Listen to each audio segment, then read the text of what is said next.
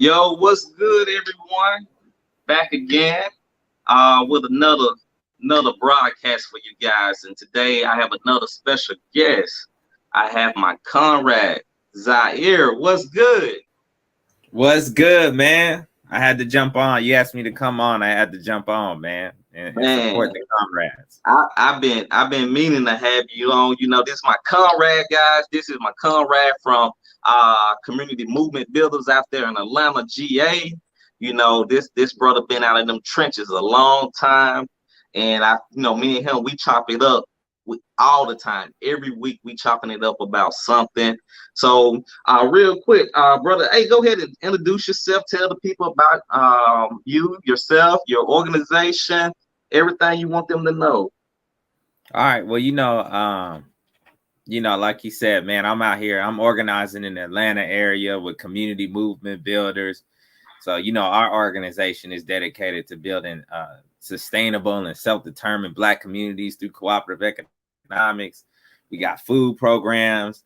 We got community patrols. We do political education classes. We've been trying to do it all out there, man. And I've been organizing since I liberated myself from the oppressor's army back in 2015. So Yeah, as soon as I did that, the first week I was out organizing.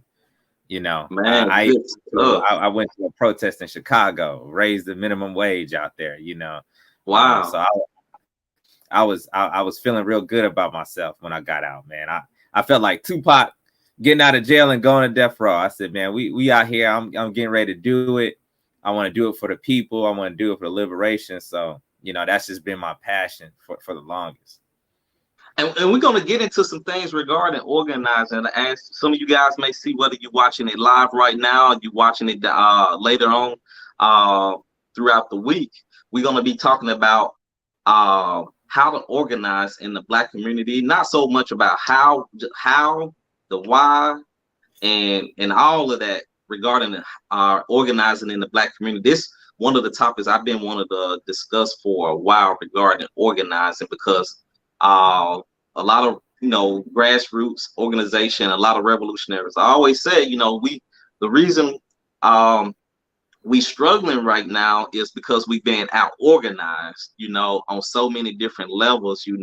We've been out organized. So that's some of the things we're going to be talking about tonight regarding that. And I know a lot of you guys may not know that, but community movement builders and Black empowerment movement, we really want organization. We work closely with each other. We one in the same. The only difference is our location and the logo. But other than that, we all one in the same overall. So don't let the the names fool you. We all one org. So but other than that, man, let's jump into it. But before we jump into it, people, whether you're watching it live or you're watching it later, just remember to please subscribe. If you're watching it on Facebook, go to the YouTube channel, Black Empowerment Movement. Subscribe to the YouTube channel. If you see some videos you like, share the video by sharing and liking the video. That helped the YouTube channel grow. Right now, I think we had like 526 subscribers. We're trying to get it up to 1,000 by the end of the year. So please subscribe. If you already subscribed, hey, share the video, share the link, share other videos on your social media page to help our subscriber grow. We're trying to keep bringing great content like this, and the only way to keep doing this is we got to grow the channel. So, hey, be a supporter. Don't need no money from you. It don't cost you nothing. Just that good old share button, that's free. That like button, that's free. That does a ton. But let's get into it, man. So, the organizing, that go back to how to organize. You was talking about you got started in Chicago organizing. I didn't get started in Chicago. I got started in Charlotte. Okay. It was just that first week I got out of the army in 2015. I met an organizer, and she had something that took us to Chicago. But okay. I first got started in Charlotte, North Carolina. So you've been Charlotte, Chicago, Atlanta. So let's just get into the meat and potatoes of this thing, man. Let's talk about organizing in the Black community, because we know that's the key to to where we're trying to go with these things. And in your opinion, what is the purpose of organizing per se? The purpose of organizing, is to find like-minded people, right? Because the biggest problem right now is that we got a bunch of lone wolves, right? We got a bunch of people who have read a lot of stuff, but they don't know what to do. And it's a lot of times we just need people who are like-minded that we can connect with, so that way we understand we're not alone in the struggle. And that's one of the most important things, man, because when I first got out of Army in 2015, I moved to Charlotte. I'm looking for all these revolutionary groups. I'm like, where are they at? And nobody was there. There wasn't any, I don't know about now, but there wasn't a Pan-African revolutionary organization. There was no red, black, and green organization, and I had to literally go around and just look for people. There were some people. What year was this? This was 2015. Oh, wow. So now I did. Go ahead. Oh, I was going to say that when that uprising happened, when the police murdered, his name was Keith Scott, I remember. I was out there every day on that protest, man, and people was out there in the streets, and there were groups outside of Charlotte that came, and I was able to meet and network with different people. But as far as inside the city, there wasn't any Pan-African or African Center or Black revolutionary organizations. However, there was like NOI or Hebrew Israelites and so on and so forth. So I think one of the basis of organizing is just to say, hey, look, I got something going on. And if you have a similar idea, if you think like that, if you feel the same way I do about some of these things, that we need to get together, right, and build up these connections. Yeah, and I definitely see that, and I'm shocked. Like the stuff we talking about, this is the first time me and you really just talked about this, and we doing it on live. So you mean to tell me Charlotte, a black city, I consider Charlotte a black city, didn't have like any of that going on at the time? Well, see, they didn't have no Pan-African revolutionary organizations. Now they had Workers' World Party. They had, like I said, the NOI. They had a variety of different groups, but there wasn't a very stronghold. And there was maybe one or two different people who maybe had identified as Pan-African. Well, it wasn't an organization. And that's one of the key things is I'm telling people is like when you organize, you're meeting people who think like you. And that's going to help you develop your own thinking and understanding of the revolution. Because it's a lot on one individual to do all of these things. And I mean, from personal experience, And so one of the things is like, we always thinking about, we got to organize the people and the masses. Okay, that's important. But first is also organizing ourselves. So that way we understand each other. You know what I mean? Because you could think about something like, if I just say self-determination, what that means to me may be different from what it means to somebody else. Or I may have read a little bit more about Kwame Nkrumah. This other person may have read a little bit more about Thomas Sankara, or I may have read a little bit more about, this form of socialism versus that. Or somebody may say, well, I don't even think like that. And so the point of organizing is to know, is to sharpen each other, create a stronger network. So that way we can say we're not alone. I think a lot of the time the issue come about when you point out we have different things we then studied before we got into the movement. Like somebody may study, like you said, Thomas Sankara, Kwame Nkrumah. Some maybe study Huey P. Newton, the Black Panther Party. Some may come from more of a black nationalist standpoint. Even like I forgot his name, man. Damn it, from the new Black Panther Party, former NOI. No, not Shabazz, man. You got Khalid Muhammad. Khalid Muhammad. Boy, y'all gonna get me. I forgot his name. Oh no! Hey, they gonna kill you when they see this. Oh now, man. But that's what I'm talking about. Khalid Muhammad. So you got people that study different things, and then you may get somebody to come from the NOI, and that's more of a religious organization more than anything. So, and then with all these different groups of people coming together with different backgrounds and foundation of ideology. You got an RBG type person coming in, and then you try to get them all to work together. And you try to get all these people with different backgrounds and ideology, religion, and atheists and anarchists, and you try to put them all together and to work together like that is difficult. I didn't realize how difficult it was till I actually got into actually trying to organize. And then not only you dealing with outside difference from people with different ways of thinking than you got to deal with your own contradictions that you rather deal and battle with as too.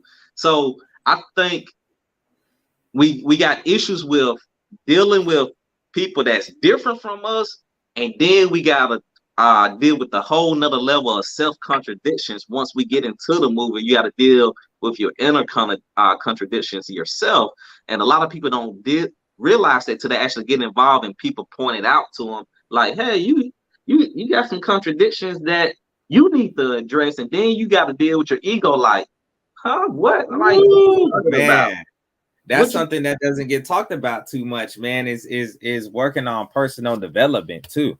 You know, it's always a personal struggle, man. You know, that's a good point. When I first got out, man, I thought I knew everything about the movements because I did so much studying. But the thing is, what was unique about my experience is like my job was about 90% white, right? So I had tried to study so much of a diverse amount of different Black ideologies that I really wanted to reach any Black person at any point in time. You know, and so when I got out, I was able to go to these different movements, you know, because there wasn't a Pan-African organization. So I had to go over to NOI. Now, granted, there are other people who are like me who may have been Pan-African who wanted to do work in the community. And that was the only organized vessel that was doing anything, you know. But it was only until I had to get with people. I had joined the AAPRP and I got on online conversations. And I started to think like, okay, I don't know everything, right? You know, I sit here, I'm like, oh man, you start to meet people who are smarter than you, who've been in the movements longer than you, and they can give you a lot of game and say, hey, look, man, I understand, you know, this or that, but you're missing a lot of these key details, you know, and experience is the best teacher. You got to go out there and do these things, right? But at the same time, it's like, one of the key things about us when we get together, man, is if you're able to meet elders too, that are able to give you that game and say, man, back in, you know, 1990 something, we met Jaleel Mutakim. He came and talked to us, you know, in Atlanta, man, and that was a powerful conversation, man. That was powerful, man, because he was telling us about his time in prison, and you know, we're super duper revolutionary. We're like, man, we don't care about city council. We don't care about none of that. He's like, nah, man, y'all got to work with the people, you know, because it's a partnership. And it's things like that that's going to get you outside of just your own mentality, man. And that's why it's so important. You know, this isn't, we're not, you know, the African way is communal. So we can't be islands in this, you know? Yeah. And that's what I kind of realized, like, I feel like I've been doing it for a while, since 2014, and I'm starting to realize one thing. I'm so lucky that I was able to, and I kind of credit Yafel to this. He introduced me to the elders in the game. You know, Yafel said, "Hey, let me introduce you to this former original Black Panther from Dallas. Let me link y'all up. Let me let y'all talk and chop it up." Yafel, he bridged that gap for me. He was like, you know, I don't know if he did it intentionally, but he's seen, you know, how I was moving. He you know, he wanted me to like, hey, get back in touch with the elders, talk to the elders, you know, so you can be a little more grounded. He didn't say this, but in so many ways, I felt like that's what he was doing, you know, so I could be more grounded, get some background, get some history from like original Black Panthers and from Dallas area. And I think a lot of time the issue with our organizing and like new organizers is we don't reach back out to those elders. For one, it's not many of them that's out, and most of them are political prisoners. But the ones that's out now, they far and few, And a lot of times we jump into this thing mostly based on sensationalized shit in the media, whether it's the police Right. killing, the marching, um, for what it is, good or bad. That's how a lot of us lately been, and I would say in the last maybe uh 8-9 years. That's how we got into the movement, and we get into it, and we don't have that guidance from the elders. We don't have somebody say, "Hey, when I went through this, like your experience, hey, this is how you need to move it. When I was doing it back in this day, we did it like this." Not to say you got to do it exactly like them because we living in a different day and age, but you can Right. still take the core of what they were doing and build on top of that and learn from it and pivot from what they did. And a lot of times we get into this thing and we don't pull from the elders that been through this already, they've done this already. And it's like, why start from ground zero when we can just pull from the building blocks that the elders already put down there for us to step on top of and learn from, you know? Man, one of the elders told me one time, he was like, "Why you keep doing everything for free? We did that in the 70s." He's like, "It's okay." He said, "It's okay." And he said, "It's okay, man. If you selling the t-shirts or something, you know, hey man, we did all of that stuff." He also said, man, one another elders I wrote a political prisoner, uh Kojo Bamani Sababu. And he said, man, I'm doing 47 years behind bars. And he said, man, you know, maybe we made some mistakes sometimes, man. When we was out there, we went hard against these drug dealers. And I ain't gonna go into details, but that's why he's in prison. And you know, he was just like, so, you know, while you're out there and you're making these like crazy, well, I ain't gonna say crazy, but when you're taking this extreme measures, he was like, keep that composure, man, because when we allowed it to take over our groups, look at where we're at now. You know, I would love to be out there holding it down in the movements with you, you know. And he said, keep it going, but at the same time, you know, my people, we are locked up, and we're not as effective as we could be, you know. And that touched me because, man, you know, when I did my Moja Karamu event last year, I put that in there. You know, I said, how many of us are willing to do 47 years behind bars for Black people, for the liberation of our people? But yet we got people who are there right now, who some people don't know their names, they don't know their struggle. You know what I'm saying? And there's so many of them. How many of us write them? You know, but that type of guidance is important. And that's one of the things I learned in organizing. That's when I learned when I was working with the Republic of New Africa and MXGM. They were teaching me about political prisoners, you know. And so it's just one of the key things I want to hit on is just that just expanding your own knowledge base is big. And also another thing with organizing, I want to say it's a double-edged sword because it could do a lot to humble you, especially if you're around elders. But sometimes some people, because they got a good voice, they can talk. It's that ego. And sometimes it's like, I get it, because people like you, man, you out there doing all the work, and sometimes it's like, man, I done did it. But then there's other times where people aren't humble like that, and they're like, I'm that guy. You know what I'm saying? And people go and they form a little team around them, and they become the new messenger, the new Messiah, or something like that. Whenever you hear that, you know, it's time to check. It's a red flag already. But you know, that's but and that's the shame. Like, it seems like the people that's good with the mouthpiece, man, I'll be like, damn, I just take Umar, man. Umar, I was gonna say him. He speak real shit, bro. He speak real shit, but at the same time, he ain't leading the people nowhere. He's doing nothing. You know, he doing for self. But that's I was gonna say he leading them to his bank account. Exactly. That's it. That's it. So that's yeah, man. That's a perfect example. And it's many others. I'm not going to get into all the long list of those people, but we know who they are. I will say this. me and a comrade did hear him say that one of his mistakes was that he didn't have an organization, and that he was Organization a part require of. you to hold you responsible. A lot of people don't have organization. A lot of people don't want to be part of organization. Organization mean that you would be held accountable. And that's enough. Let's go to that right now. Let's pivot to that because that's part of organizing in the Black community.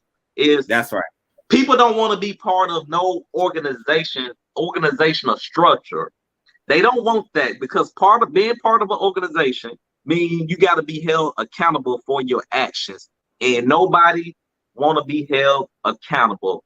You know, I can easily do what I'm doing solo dolo and don't have no accountability. That it'll be so much easier. I can count numerous times comrades within the organization that got on my ass, then pointed out contradictions to me multiple times. And I'm hard headed. It takes me a lot. They probably do it a lot, but I'm held accountable to a certain extent. So that's the issue. We want to do stuff in the community, but we don't want to be held accountable and being consistent with our actions at the same time. Yeah, I mean, it's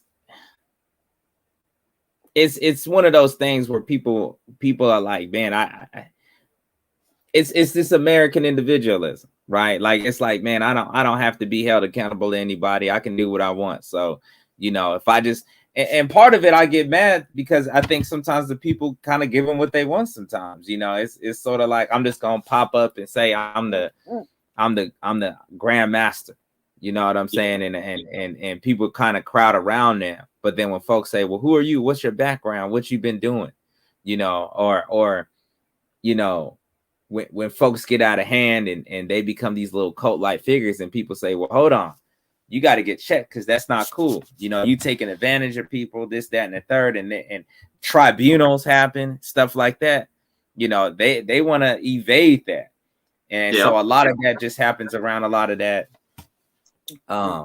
personality cults, man. And one thing that groups could do is just say it keeps us, it allows us to remember that there's something bigger than us at the same time, and it's not an individual thing, and we're not gonna make it by ourselves.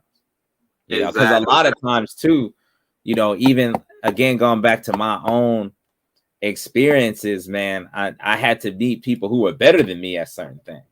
I had to meet people who knew how to knock on doors. I had to meet people who were better just at talking to Black folks, right? Like for me, tough thing I do, I'm sitting here, you know me as political education coordinator from CMB. So I'm all day I'm sitting here talking about dialectical materialism, I'm talking about pluralism, I'm talking about Africa United. And sometimes some of the people are like, man, what the hell are you talking about? Yeah. I had to put in that plain English. Yeah, exactly. And I had to meet certain people that's like, Zahir, man, look, just break it down to people like this. You know what I'm saying? And sometimes you got to work with different strengths and weaknesses. And that's what the organization is allowing us to do. Find different people, find out and understand our different strengths and weaknesses, man. And it's sometimes not about experience. Sometimes some people know how to do a barbecue. Just know how to do a barbecue. And somebody may have enough common sense to say, look, man, just do a barbecue. Because there's some folks out there that want to be like, well, we got to do people's assemblies. We got to do everything this particular way. Man, just do a barbecue. Let the people come out, man. Let them know who we are. That's something I have. You know what I'm saying? It can be that simple, bro. It can be that simple. You know, sometimes we can make it so complex. And that's where that elder leadership comes from. If we can just, elder come and say, hey, when I was in the movement, the Black Panther Party, the original party, only thing we did was do breakfast programs, you know, give them lunch. Simple stuff.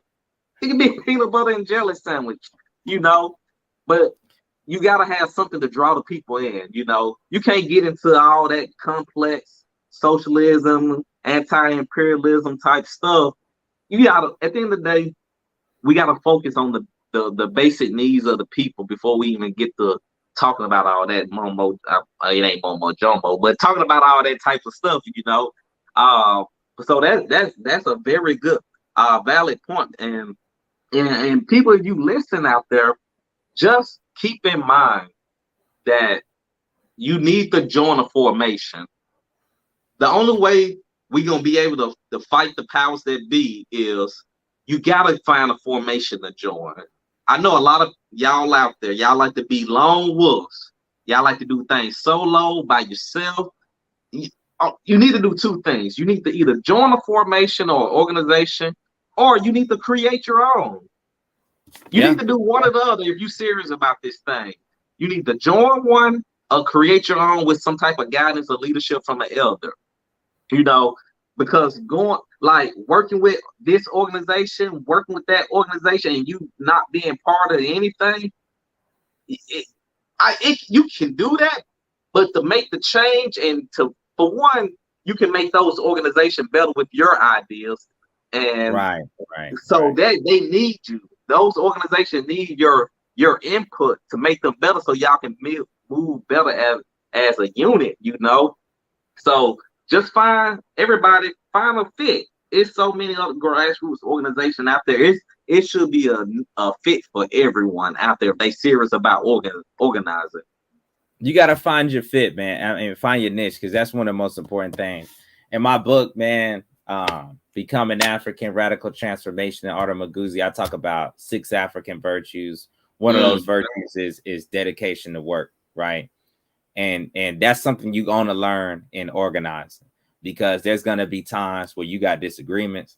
There's going to be times where the organization says one thing, you may feel a different thing. There's going to be times where you're in a leadership position. There's going to be times where you feel like quitting. There's going to be times where you feel like you on top. There's going to be times where you feel like you on bottom.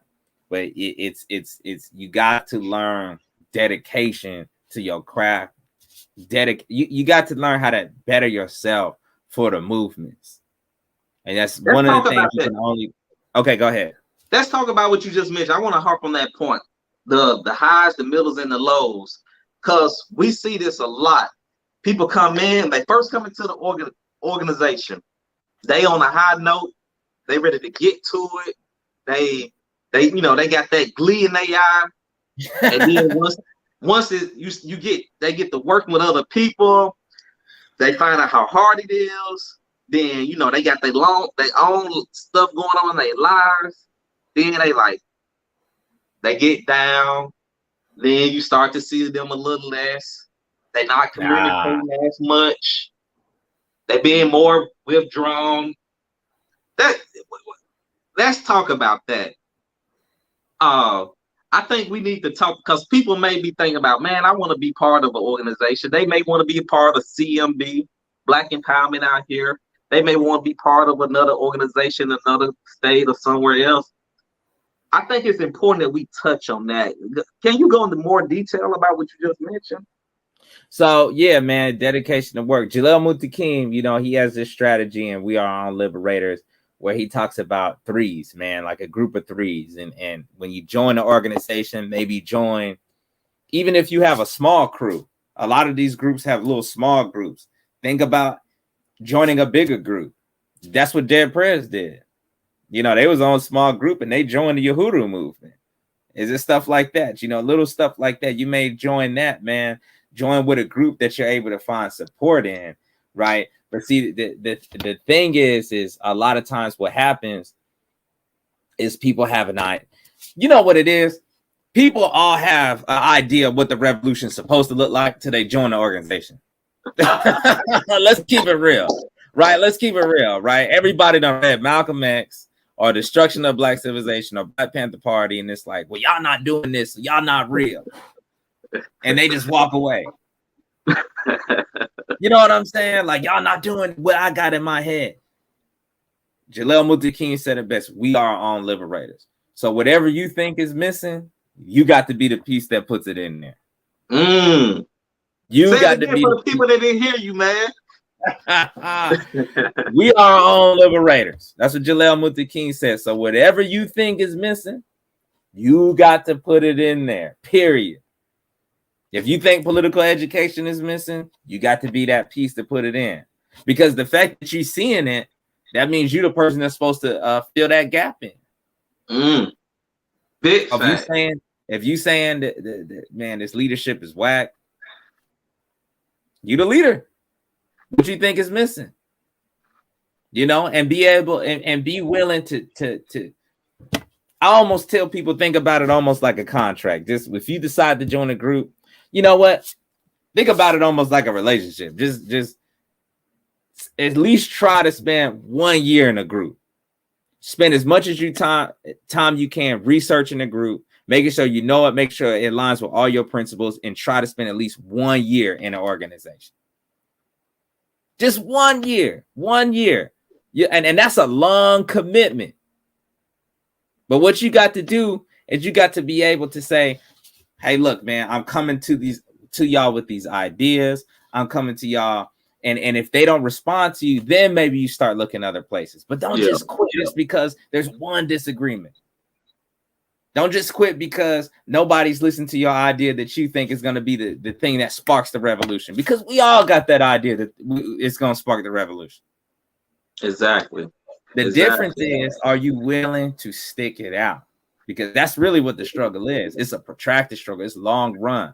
It's long. I just said it earlier. Kojo Bomani Sababu spending 47 years behind prison, behind enemy lines. You can't tell me you didn't put in more time than him.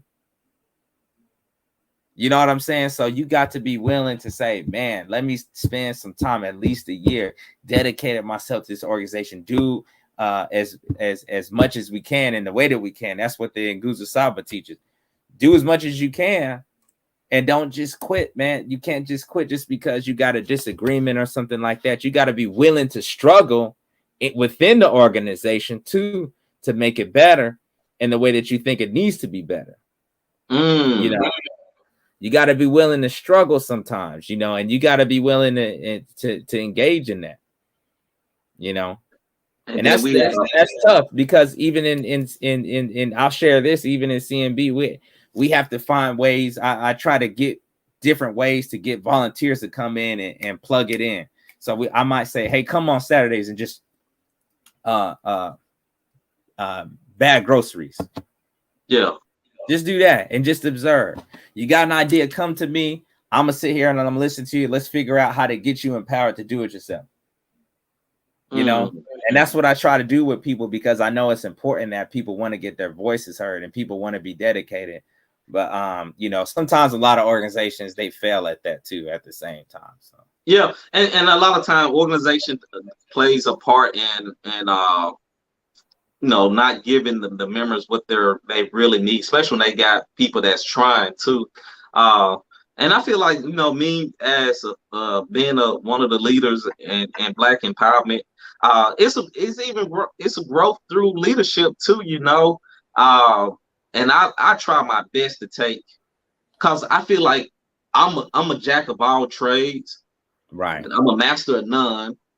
But I find I always have a hard time taking a back seat, and I learned to take a back seat, force myself to take a back seat, and try to force other people into other roles and doing things. And because on the flip side, somebody that's, you know, like me, like want to have my hand in everything, I can handicap people that's in other parts of the organization too. So I got to be cognizant of that as well. And I'm sure you being a leader, I'm sure you may have, you know, struggled with that yourself. Yeah, one of the things that we should mention is a great part of joining an organization is self-development, because you could find yourself in a leadership position that you didn't think you would ever be in. You know, there's people in the organization who I know personally who was afraid to talk in public, was afraid to talk to people, but now you can't shut them up when they start talking about communism or socialism. And you never know how you yourself are inspiring other people, you know, and that's something big, man. And what you're talking about too, you know, I've learned that, man, sometimes you want to do it all and you know that you got the capacity to do it. And so sometimes you got to create the avenue where other people can join in and help you. You know what I mean? We call it like democratizing the work. Like I was saying, like with the PE committee that I run in CNB, everybody could come in and facilitate the class. Everybody can speak when we do a cultural event, you know, and that's it is democratizing the work, but it's also saying we're trying to empower you, so that way, you know, when if you ever leave here for whatever reason, or if I leave here, right, you're able to pick it up, just like a soldier in battle. If they get shot, somebody come pick up their weapon and keep it moving. Exactly. That's the kind of mentality we got to get in. And sometimes you got to be that one player, though, that's able to do it for others. And that's a position you got to be in too sometimes, man, because not everybody can do this. Not everybody can do what you're doing, starting off a show and just working and getting those connections. So sometimes we need trailblazers, you know, but then, you know, at the same time, the trailblazers got to figure out, okay, how can I produce? How can I instill this work ethic? How can I get others to do what I'm doing as well? And that's difficult. That's difficult. And you know what makes it difficult, which I found out over the years, is you got to put people in uncomfortable situations. You got to have uncomfortable conversations, and you really got to not be someone's friend, because you got to push them to do more, to be more.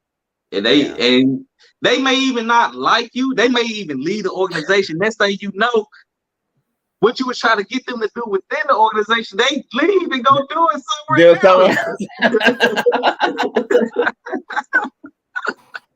I was like, well, hey, it's a win, you know. You still doing it. That's true, man. You know, But that's the crazy part, though. That's funny, though. But I got somebody. I think it's Shaquita. She said, yes, I start off volunteering first before anything else. So that's how it usually is. Just volunteering with doing it yourself or with an organization.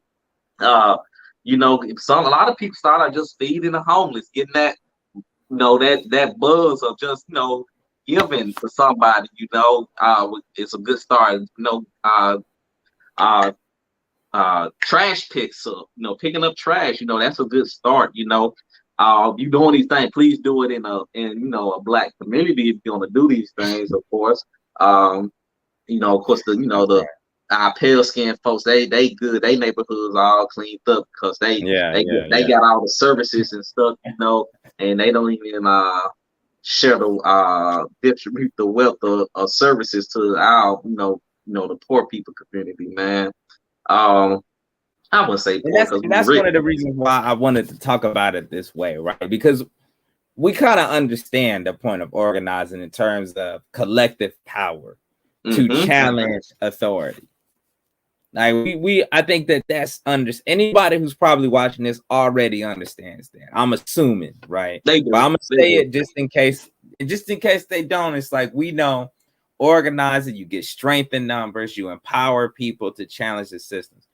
But what I'm focused on this year, right, is really, why is it important for us? I mean, I'm talking about us as revolutionaries, not just for the people, but what is it for you personally that will make you better? Because this point here, I think, kind of gets undermined, and I think some of the elders, you know, it was kind of like, it's such a focus is on external, but how is organizing helping us, even as individuals who join? You know? Okay. And that's one of the things that I really wanted to concentrate on, because even through a lot of my work, for me, I found that I'm very good at just breaking down complex ideas and saying, let's do it like this, you know, and that's something that's valuable to people. You know, I'm able to hold events. I didn't know I was able to do cultural events. I did several last year. I was able to hold Africa Liberation Day, and I went and spoke, and that was a lot of work. But I was like, man, I just did that. You know what I mean? And that's good to just. I think we got to congratulate each other and congratulate ourselves more, you know, for doing these things, man. You know. You got my brain turning now, because I'm just thinking about myself. Before I even got involved back in 2014 with co-founding Black Empowerment, I look at it like I wasn't an organizer. I didn't know how to multitask and put pieces together like a project manager or something like that. So Right. I low key develop project management skills, Exactly. networking with this group of people, networking with that group of people, and pulling them all together to make an event happen, and talking with this person. Just me personally, I developed that skill while being part of this organization. Project management skills and learning process and a vision board and stuff like that. I mean, I heard the word vision board before, but I didn't actually use a vision board till I actually got to organizing. So that's key what you're saying. Like, we need to let people know when you join a movement, you're gonna gain something. You're gonna gain these skills. You're gonna gain MBA skills, like real talk. You gonna Yeah, learn yeah, MBA yeah, skills, yeah. Like, Right. anybody come fucking with Black Empowerment Movement, I'ma challenge you, I'ma push you. You may not like me, but I'ma push you to do things you're not comfortable with doing. You're not just gonna sit back, pay dues, and not do nothing. Like, I want everybody hand getting dirty. I want Yeah. everybody to be a leader. My biggest thing the biggest high I get is creating leaders. I don't want Yeah. no Yeah. followers. I want to Right. create leaders. Even when people get mad and they leave the organization, or they go off and they may not get mad. They just say, hey, I'm not going to do this no more. I'm looking at them down the road. They being leaders. They doing things they ain't never do till they left the organization. And I pride myself on that. So Yeah. that needs to be a benefit of joining, whether it's CMB or any other organization. You're going to gain something because you're going to meet other leaders that's going to challenge you, when you get into the movement. I'm sure everybody don't hate you down there. No, not everyone. Not everyone, man. Not everyone. So let's jump into what is the target group when we going out into the community? What is the target group of people we trying to organize? What's your thoughts on the target group? So this is a difficult question because this is an issue we get into, right? That's why I asked you. Like, yeah, I mean, because it's so many ways we could chop down this question. And like, we got my time. organization, we right now we're in a battle. We decided that we should take over maybe the neighborhood association of our community because we thought it to be a political tool, a political decision-making tool that we should give to the hands of the people. And we felt that we should take it away from the oppressor, so on and so forth, right? Mm-hmm. But then when we were in there, what we realized was that, man, everybody's not necessarily represented here. It was just homeowners. It wasn't, and maybe everybody has a home, but it wasn't like almost like everybody in the community. It wasn't like grandmamas in the community. You know what I'm saying? It was just, let's just say, people who already understood, okay, I need to go out and vote. Yeah. You know what I'm saying? And it's like, we had to have a discussion like, man, but what about those people too? How do we reach out to those people also who may not feel like they have a vote, who may not feel like their voices are heard? Because we're talking to people who are already, they may not be as radical as we are, but they're well enough in their lives that they're able to go vote, right? Because even in the way that capitalism got it, people working 2-3 jobs, everybody don't have the time to pay attention to these politics like that. So how are we able to represent these people as well? At the same time, in the game of politics, we do want to talk to folks who are able to maybe go out and vote. So maybe we are concentrating on people who are voted black working class people because we don't want to dismiss them because maybe they're not over here either. And there's just these a lot of ways to chop down this question. I got a friend of mine who would say, leave the masses alone. He would say a friend of mine would say that the masses is they don't want to be free. He said we need to get together with all of us, as African centered or as socialists. We need to get together and make sure we know what we want. Because he's saying he was telling me, we had this conversation just the other day. He was like, you wasting a lot of this time trying to. He's like, I salute you and your love for the masses, but I'm gonna tell you right now, the masses don't want to be free. And sometimes we gotta ask this question, and it's a hard question because it challenges our fundamental beliefs. But at the same time, I think it's all about observation and participation. Well, with anything, we got to go back to the history of revolutionary struggle. Everything we got to dissect it down to what worked and what didn't work. Let's look at the successful revolution. Did it take the masses? That's right, it did. No, it didn't. Oh, it didn't. Well, let's think about it. Let's run down the revolutions. Okay. The Cuba Revolution. Okay. Did that take the masses? Well, it took a dedicated group of socialists, but they probably had the massive support. Well, that's a different story. You want the support. Let's put it like this. Let's put it like this. You want the support of the masses. But you don't necessarily need the masses involved, right? I could be wrong. All the time. I'm just asking questions. Okay. Because you think about the Cuba. Let's focus on the Cuba Revolution. They had a group of communists. I think Fidel wasn't it was his brother, what's his name? Raul. He was straight up a communist. Fidel was more of a true socialist per se, but it was a small group of them. They was a small group of guerrillas, and the people that was supporting them was like the people in the countryside. But the people that was in Havana, I don't think they had a large following in the main city of Havana like that. It was more of the countryside guerrilla fight, and they had the support of the countryside. And from my memory and study, that's what I took away from it. Well, I certainly understand a concept of like we were having this discussion yesterday, right? And about this concept of vanguard, and does it take a certain amount of people to lead a revolution, which is what organizing is about, is getting the masses and organizing ourselves to understand what we're trying to do. I kind of feel like at some, I go back and forth because at times I know that if we do win a revolution and the people aren't with us, we become the new dictators.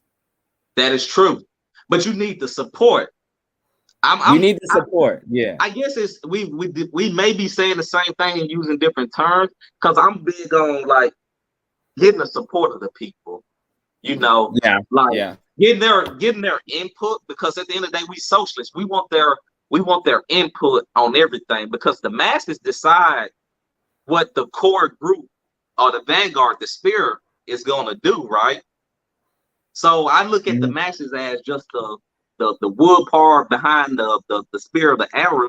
They pushing us forward by giving us support and telling us, hey, what direction they want the arrow to go, But at the end of the day, but they don't have to. Everybody can't be the point of the arrow at the same time, too. So yes, we need the support, and at the end of the day, that's why we involve the masses to get their support, to get their input, to have them point us in the right direction. So it could be both. It could be both. So, like you say, because the thing is like a lot of times what ends up happening is when we do get caught up in our own worlds, we become so separated.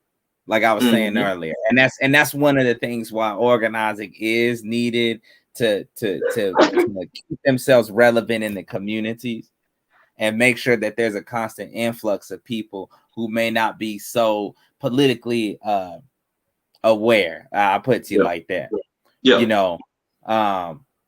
Because and like to your point, vanguards are often chosen, because the people are gonna choose it.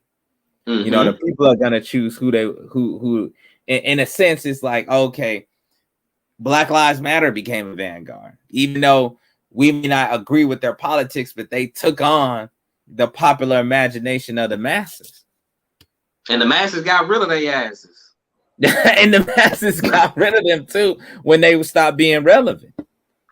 You know, it's not that they stopped being relevant. It's that the masses realized they were fake. Okay. So I'm not even, because they wasn't real. First of all, they wasn't real vanguards. The real vanguards exposed the fake vanguards, and the masses got behind the real vanguards to discard the fakeness. Yeah. Yeah.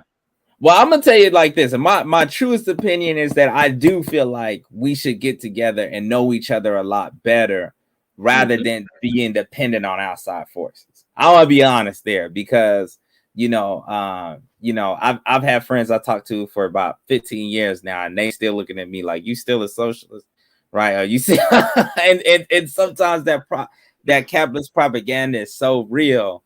I think we have to really look after each other and make sure that we're good and we understand each other and that we're solid. You know what, brother? I'm sorry, folks. We're getting off topic. When you get people like I didn't want to get too into it. We get off topic, but I want to say the reason, because that I don't think people know what socialism is. They get social. First of all, people in the movement get socialism and communist. They mix it together, first of all. And then people don't know what capitalism is. People think, oh, if you go to the market and you sell something, you're a capitalist. No, that's not capitalism. Exploitation is capitalism. Having people in shackle and slavery and not paying them a fair wage and getting all the profits and not giving people something, that's capitalism. People in Sierra Leone mining diamonds and getting paid with bread, that's capitalism. Africans getting cobalt for your cell phone and not getting paid their fair share for their work, that's capitalism. But just making something, going to the market, selling it, making a little profit off of it for my work, that's not capitalism. That's just doing business. Yeah, capitalism, it got its fuel from slavery. It went into Africa. Slavery created capitalism. Exactly. It got the labor, exploited the labor. It went inside Africa, tore Africa apart, still tearing Africa apart, stole its resources and fueled capitalism.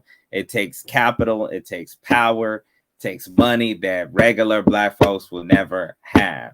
We're gonna have that collective power. Jay-Z and Diddy combined don't have the same money as the capitalists. Chris Rock said it best. It's the people who are signing their checks. Those are the capitalists. So you got to just think about it like that. And we're going to have a whole live stream about that. We're going to have to break that down because people are... I was going to say, you got to go join an organization to know this, because they got to do political education. Man, we're gonna bring it to the public, man. We're going to do a whole hour live stream breaking this shit down, because people really don't know what capitalist is. They don't know what capitalism is. They don't understand what socialism is. Like, we just gotta break it down, like, very elementary for folks. Like, so folks, get prepared. We're gonna put that together and break it down. We might even have like presentation slides and all that good stuff for you.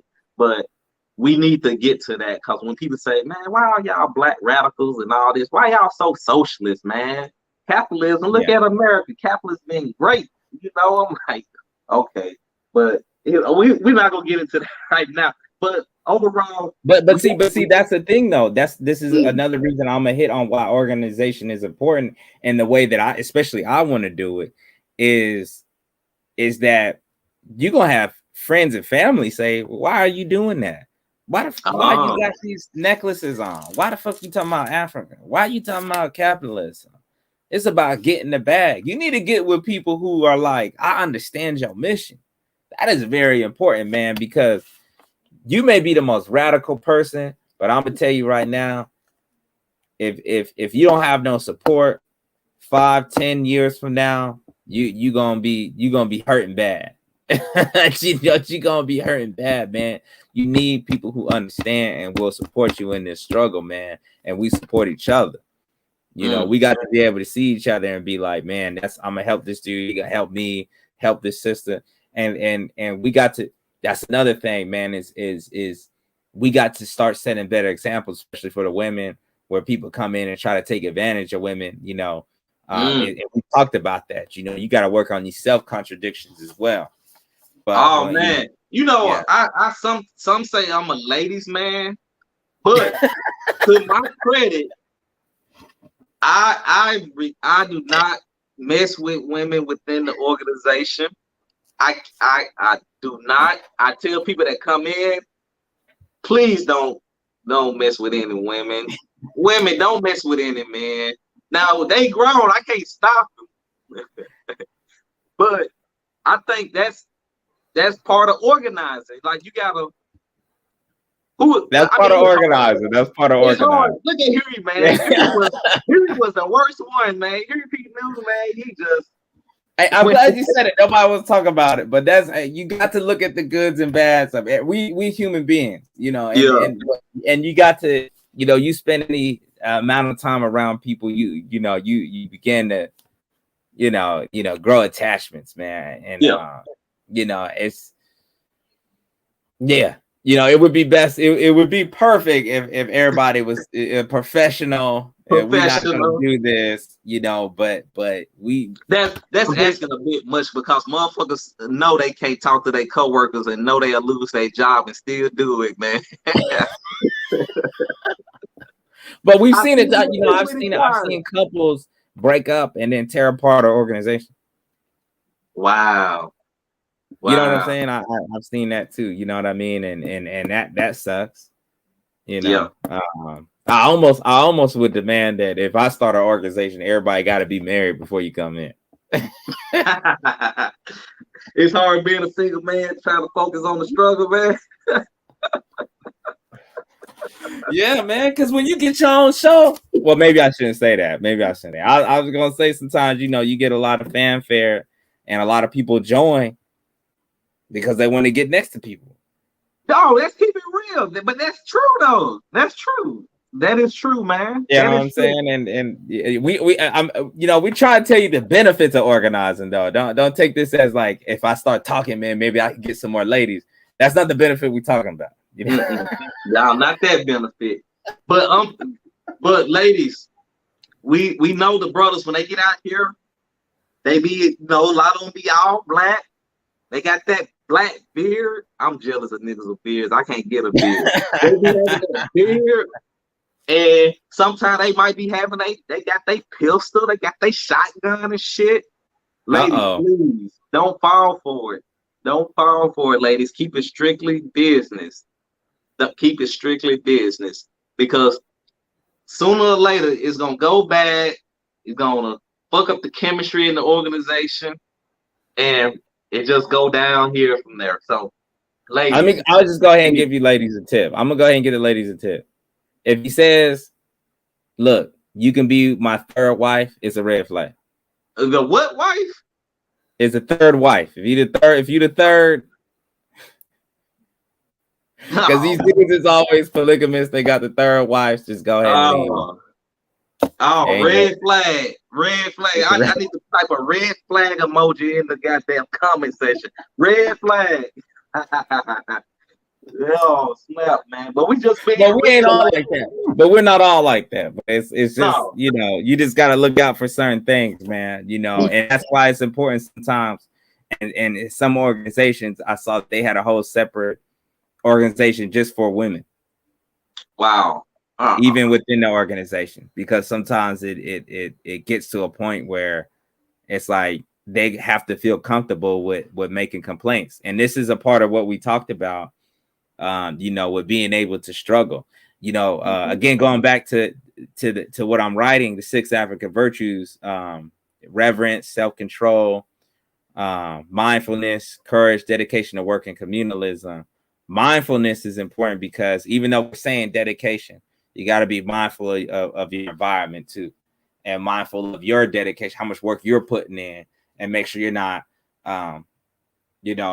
exploiting yourself in the process. And sometimes you got to be able to be okay. At the same time, you don't sell yourself short and give it all you got. But it's like I done seen a whole lot of people get take advantage of because they want to be dedicated. And people take a part of that. They take advantage of that. Yeah, man. Like and the guys, the fellas, there's a lot of attractive sisters that join organization. More women join organization than men. And if That's you happen true. to be that one brother in the organization, one or two of y'all, and it's like 10 women, you gotta have that control.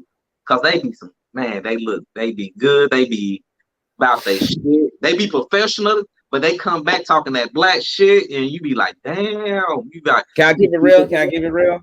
Yeah, keep it real. We keep it real over here, man.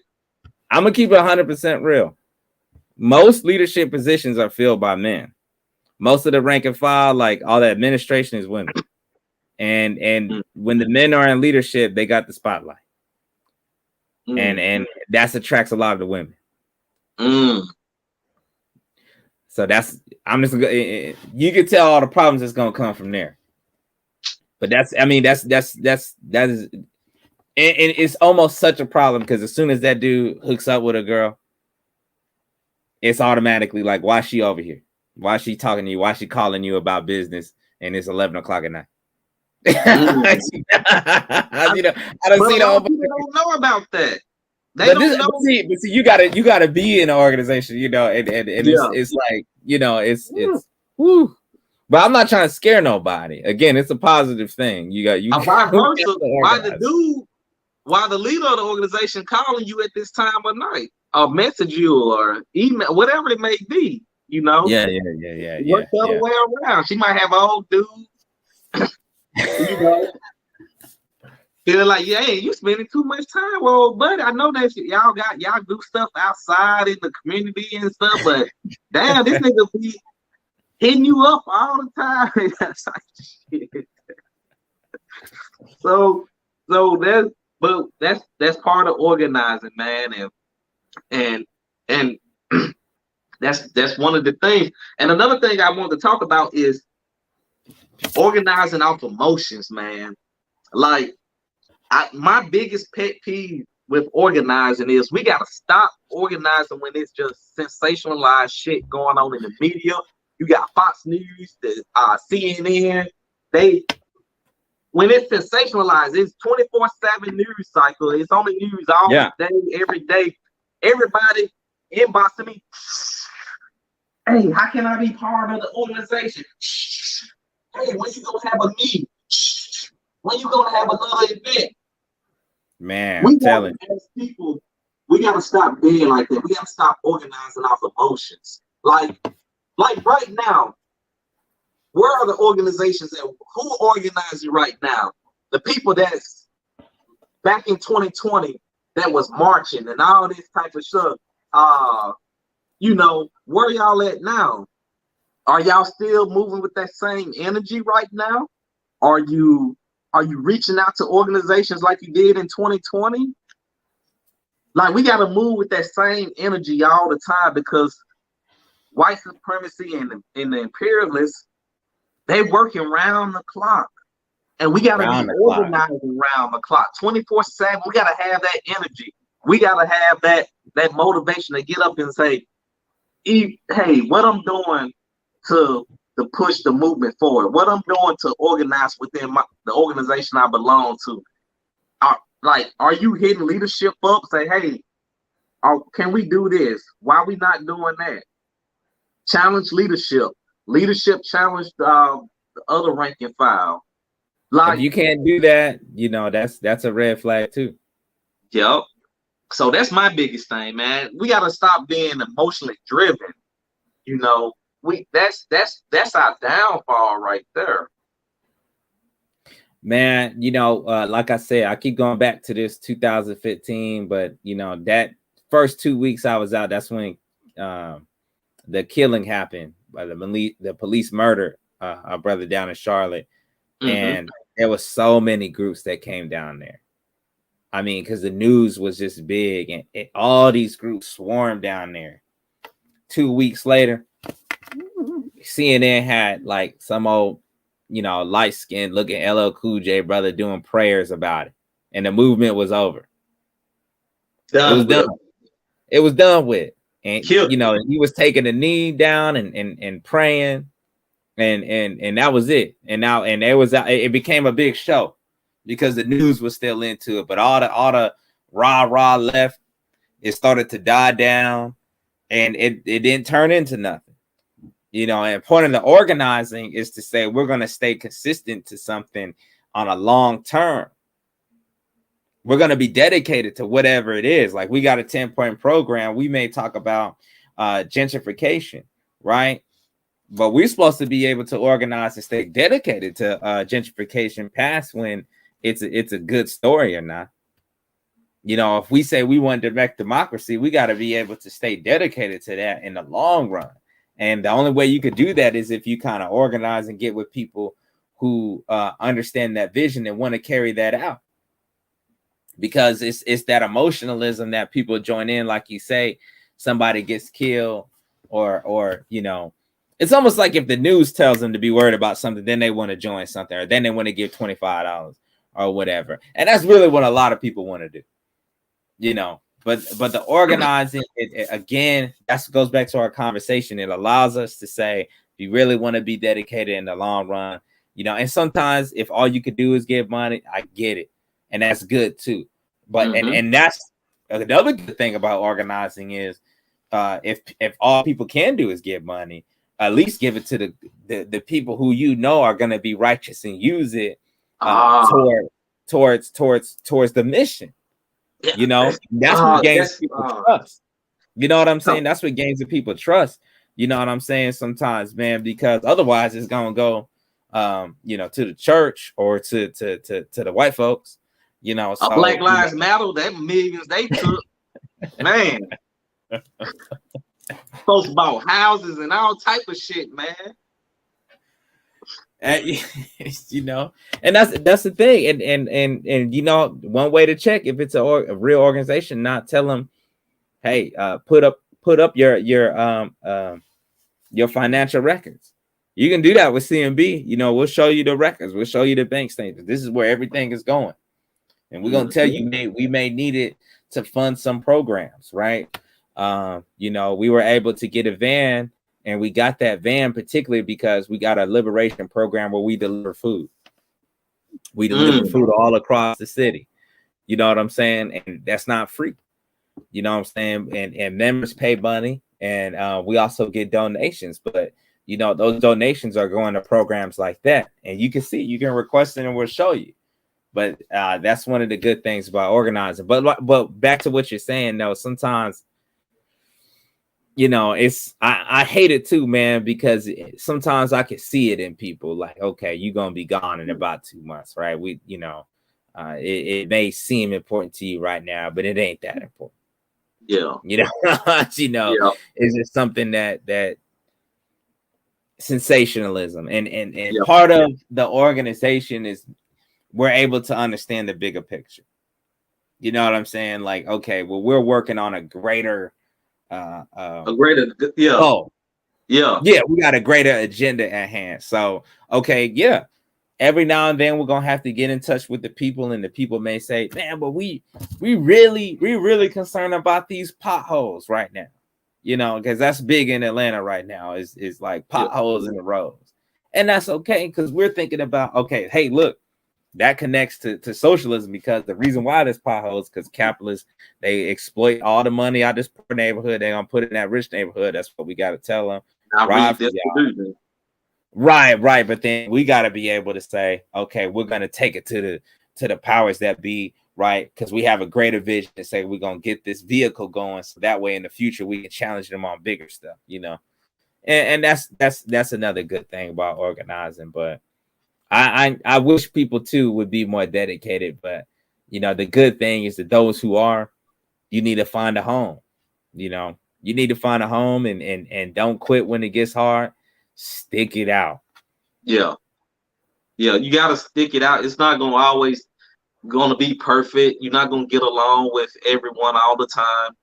Just think about the greater good you're trying to do, and just make sure you trying to carry your weight. Even if you're not feeling like you're doing enough, then go to leadership and say, hey, I got this idea. Talk about it with leadership. You know, and sometimes your idea may get shot down too. Yeah. That's a possibility. Don't get upset if your idea gets shot down too. Because the reason why you part of leadership, because leadership give guidance. Leadership not gonna go along with every idea you have.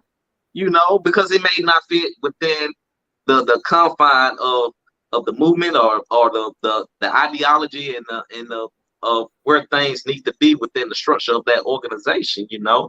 So don't get upset with that. Especially if it's going against the ideology and the bylaws and everything other organization, what the organization stand for. So you most definitely shouldn't be upset if something gets shot down, an idea gets shot down too. So you got to keep that in mind as well. And before we get off, man, we've been talking for hour and 10 already, but when you're having good conversation, time flies. My other thing is, what about working with other organizations? Like, it's a lot of in this movement, it's a lot of clicks. It's a lot of clicks. Like, what is that fine line of where you can work with somebody and you shouldn't be working with someone?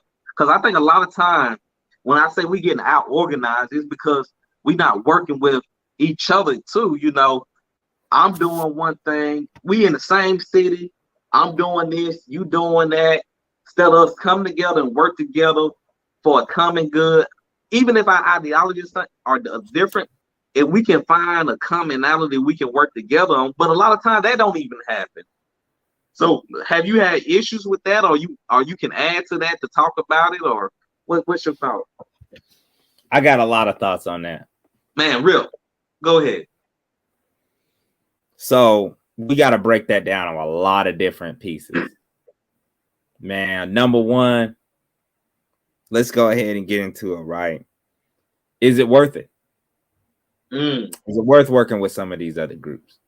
Now, you got to be able to know who you are and what your organization is and what your organization stands for, number one. Because there's a lot of knuckleheads out there. And they'll drag your name down and they all kind of just trouble. So is it worth it? Sometimes you may have to work with because that's just what the conditions call for. One group may be able to call for a great protest, and so everybody's got to come and join in if everybody's against this one thing in the city. So sometimes you got to work with people, even if you don't like them, like you're saying. Man, I remember I reached out to about every organization when I first came out, man. And even when I first joined CNB, I tried to reach out to everybody. And to my surprise, a lot of people turned me down. And I didn't understand it a lot of times. And I'm gonna leave this open. I don't have the answer to this, but no, we just talking. Like it just me and you. some people said, if I created this, I ain't gonna say their name, right? But some people said if I created a coffee shop, why would we give you an option to buy in and y'all potentially steal our thunder? Especially if we put in the work. And sometimes it's ownership. We've done the work, and who are y'all to come in and take us? Like I said, sometimes is it worth it? Do your organizations align with your organization aligns in terms of what you want to do? At other times, a greater unity of organizations I've seen happen in a great way, to be honest. I've seen vast organizations come together and do something very specific, like a food drive. and it was so amazing. I was really like, man, y'all just did the impossible, and some of those groups here in Atlanta, I'm like, man, that's a great thing. And at other times, I've seen egos clash, and I've seen it not work, so I think it's really, we have to think about strategy and what we're trying to accomplish, because there'll be some groups who say we're completely African or Black nationalists and we don't need to work with no white people. Yep. But then you got like a measure in the city that you might need to work with some groups, white, Black, or other, to get across. They may say, well, we don't have to do that. But it's something to think about. Yeah, again, it just depends on who are you as an organization, right? There's other groups. But we need to find that like those two polar opposite. That's the one we come across more often. We have our Black nationalist type organization. We ain't working with no crackers. That's where they stands. And then you got more people, that come from a tree of original Black Panther Party that's all power for the people. That's the masses. If it's a poor working class, and hey, we with it. But it's Black first. You Black first, but we can work with all groups towards the liberation. Yeah. But it's always a common ground somewhere that you can work within. I think a lot of times. This is one of the principal disagreements with Kwame Ture and Panthers. He felt like we got to go with more Black organizations. Panthers felt like we could work with other people, and sometimes I get it, man, and sometimes it's tough because I've seen white groups be who they are, white. And it ends up like we don't fuck with y'all. But then there's sometimes I've seen Black groups like, look, man, we got to think about the greater agenda in terms of what it is that we're trying to do. And sometimes you got to, if your organization says it's cool with working with these folks over here, you could be the bridge to say, well, we're going to work with the Black group. And the Black group can say, or the Black national group can say, well, we're not going to work with white folks. We're going to work with this group. Yeah. You see what I'm saying? And sometimes you got to be that dependent on what you're trying to accomplish. And sometimes, is it worth it? Is it political? Is it strategic? At first I reached out to everybody. Sometimes now I'm a little bit more reserved. We got into some conflicts with some groups. And I'm just like, man, I would have never reached out to some of these folks who I thought were crazy cult leaders. But at the same time, part of me is saying, let's reach out to everybody and do it and make sure the goal is getting reached. And so I think that's most important, man, is that whenever you have a goal in mind, that should dictate how you work with other people.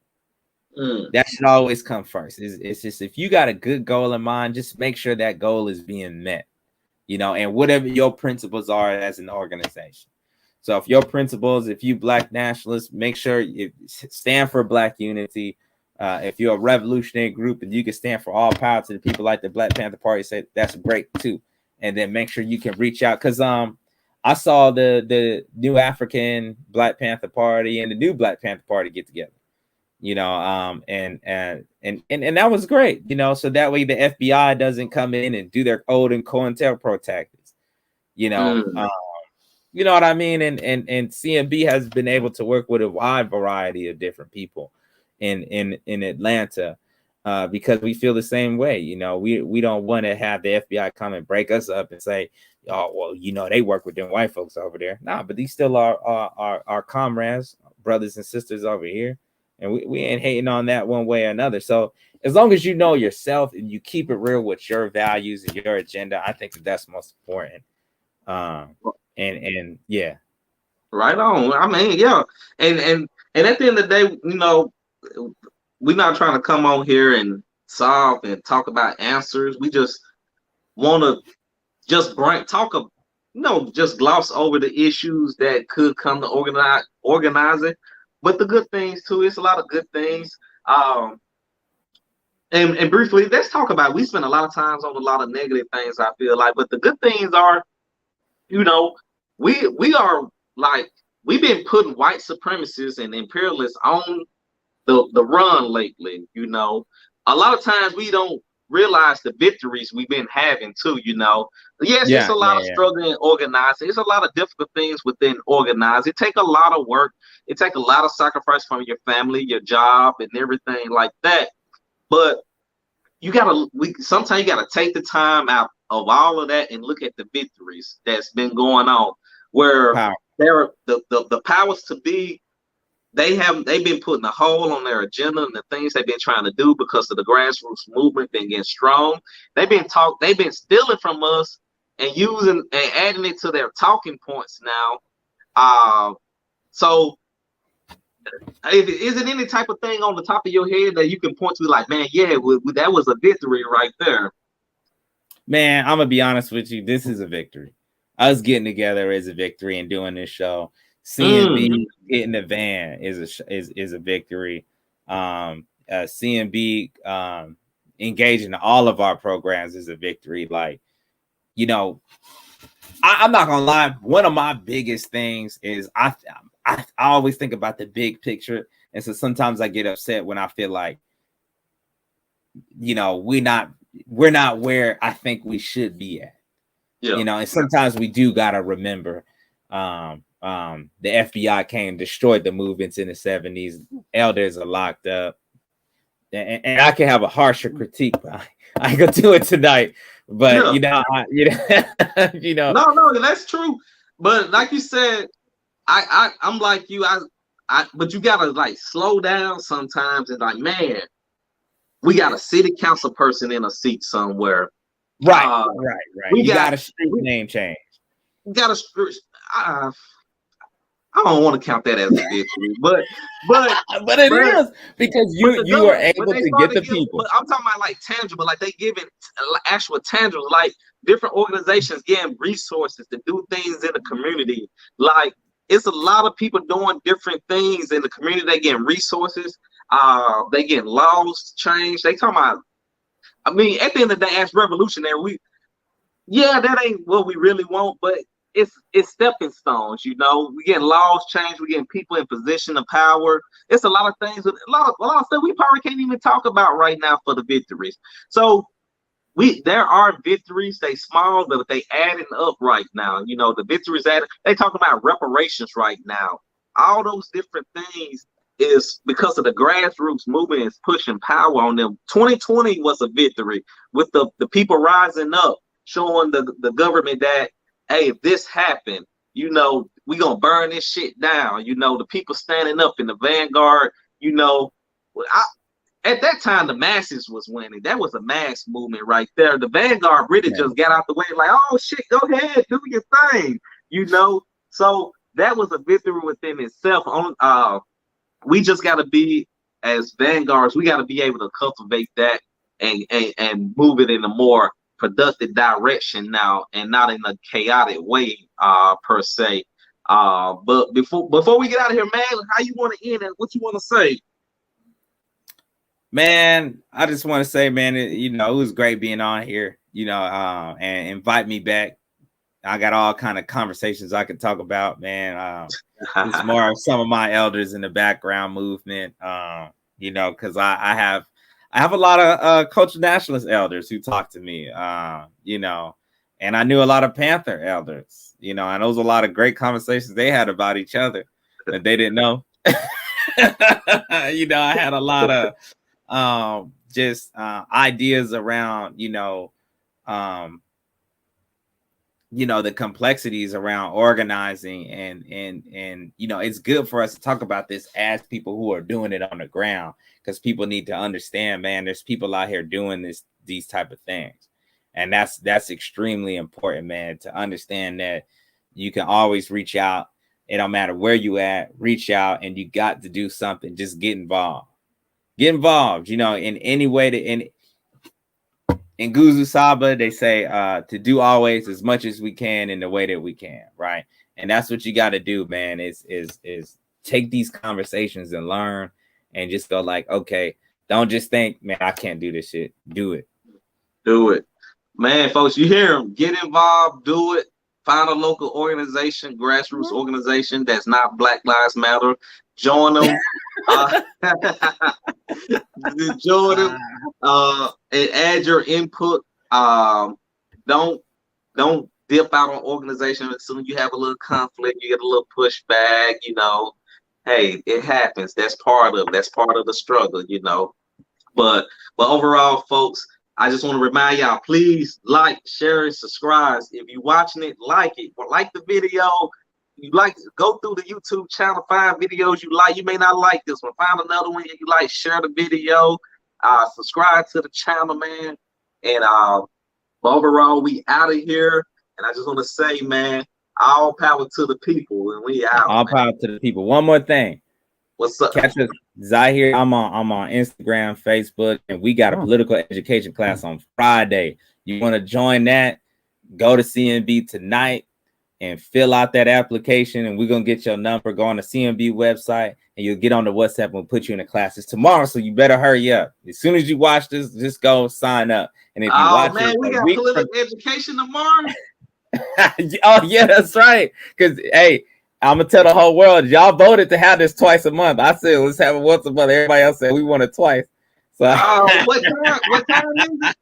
What time of class? It's same time on Friday. Yeah, same time 6:30. I mean 5:30. Yeah, no 6:30. 6:30. Yeah. Okay, 6:30. Okay, I'll be on it, man. I'll be on it while I'm at work, so I'll be listening. All right, folks. I got political education tomorrow. I totally forgot about it. But other than that, we out of here, guys. Y'all have a good one. Peace.